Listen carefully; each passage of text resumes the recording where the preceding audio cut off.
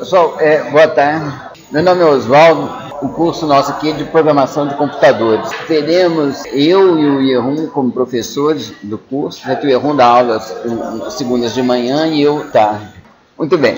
Então, esse é um curso de programação de computadores. Primeira coisa que a gente precisa saber é o que são computadores. Esse que vocês estão vendo aí, a imagem, é muito parecido com os computadores atuais. Ele é o IBM PC, que foi lançado em 1981. Ele não foi o primeiro computador pessoal, não, mas foi certamente o mais importante, porque na época a IBM era a empresa que dominava o mercado de computação. Até hoje ela é uma empresa muito importante, mas na época o domínio dela era total. Então você tem computadores desse jeito. Aqui tem computadores também com outros aspectos. Geladeiras, fornos, telefones celulares, claro, máquinas de lavar, forno de micro-ondas.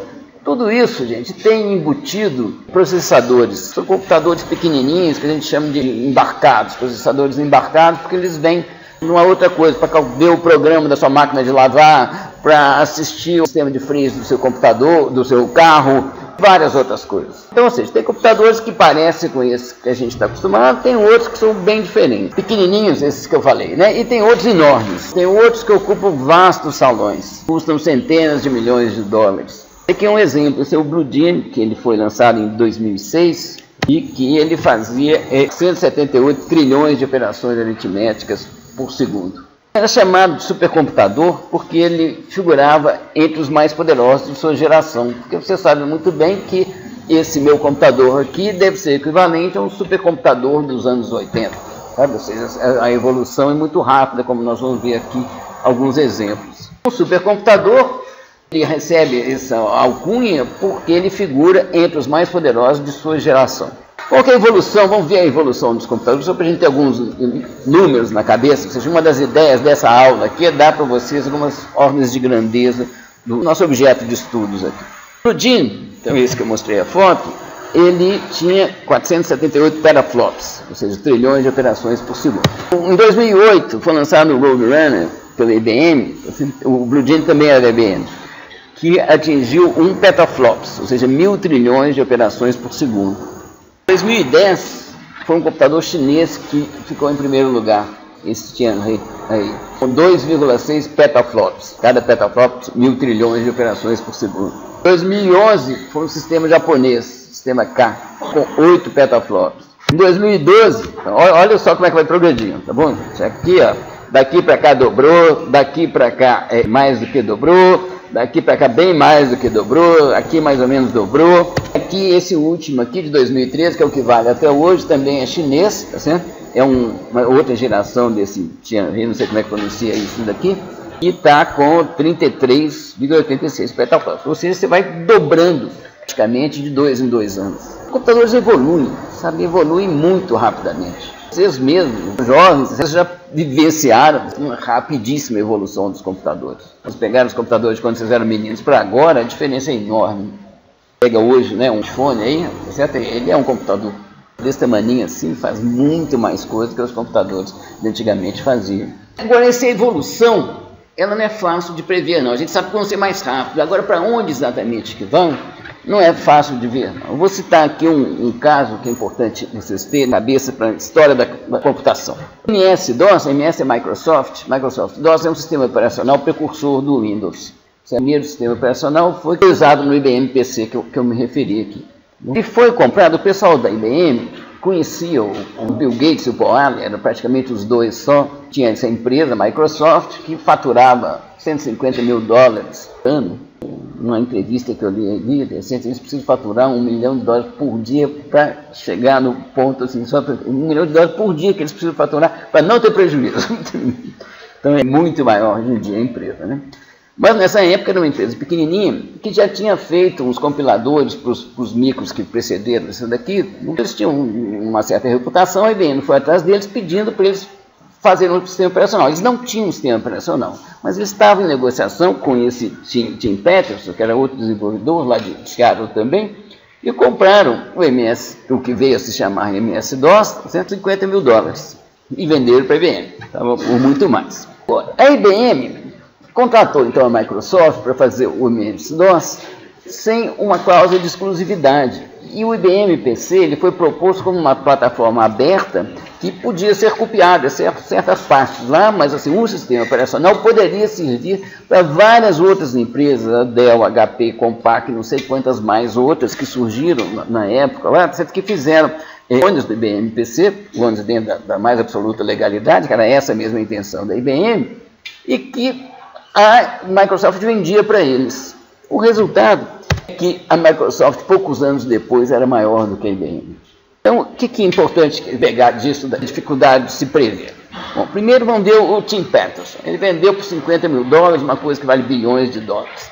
Se alguém me oferecer, gente, eu vivo desenvolvendo o programa, se alguém me oferecer $50 mil, eu vou ficar alegre. Bom, foi um erro de visão dele, tá bom? $50 mil é um dinheiro bom. Na época, então, com a inflação, era o dobro isso aqui, digamos. Ele errar a previsão, gente, tá bom. Mas a IBM, gente, ela reunia as pessoas mais competentes do mundo em computação na época, e eles cometeram esse erro crasso de previsão. Eles não deram importância para a computação pessoal. Fizeram um acordo frouxo com a Microsoft e erraram. Foram superados pela Microsoft a partir daí.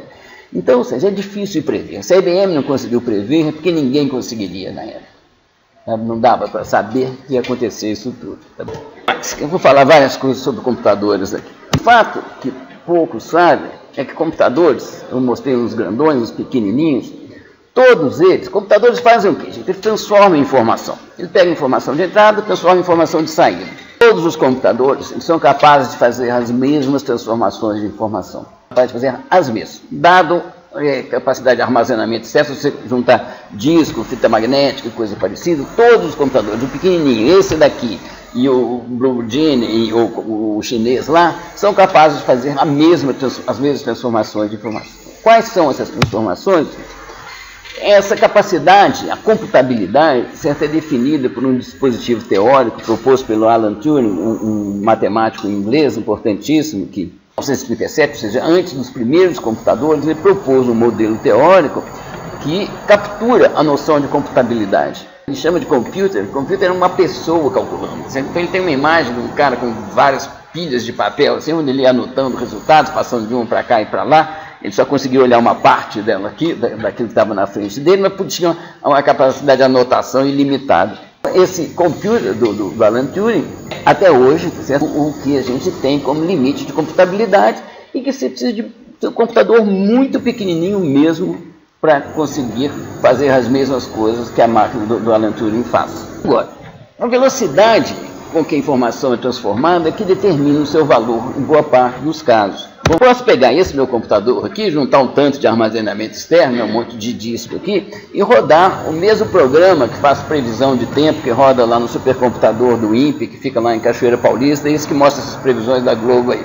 Faz a previsão para amanhã, gente, vai sair daqui a uma semana. E já não vai ter mais valor nenhum no dia que ela sair.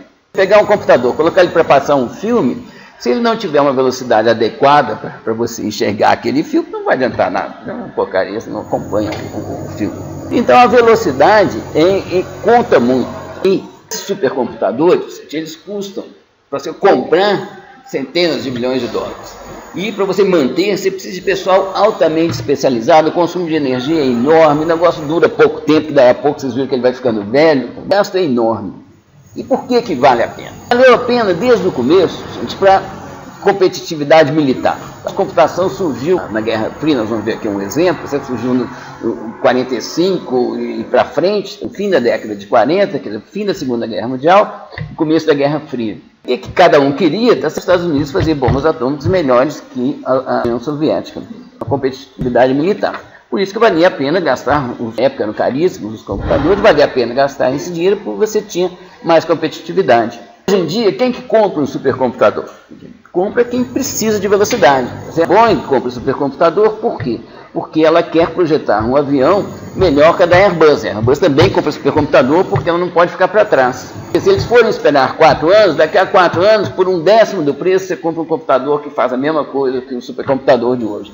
Mas nesses 4 anos você perdeu competitividade. Aqui, gente, está uma foto aqui do ENIAC, de 1946. É o primeiro computador programável. Os outros computadores faziam contas muito rápidas, parado com cálculos feitos à mão, mas assim eles eram específicos para um cálculo de balística, fazia sempre uma mesma conta, de certa maneira, um mesmo processamento. ENIAC foi o primeiro que foi programado.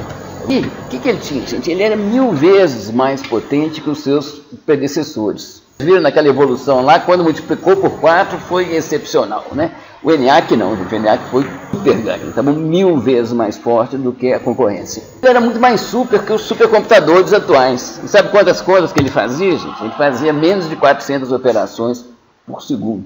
Ou seja, muito menos que esses 1000 trilhões que a gente está falando agora aqui, dos computadores atuais. Ele era mais competitivo. Certo? O que ele proporcionava de ganho era muito maior. Ainda reforçando a ideia de que velocidade de transformação de informação é importante, vocês vejam aqui, essas aqui são as frações de poder computacional em uma lista chamada Top 500, Top 500.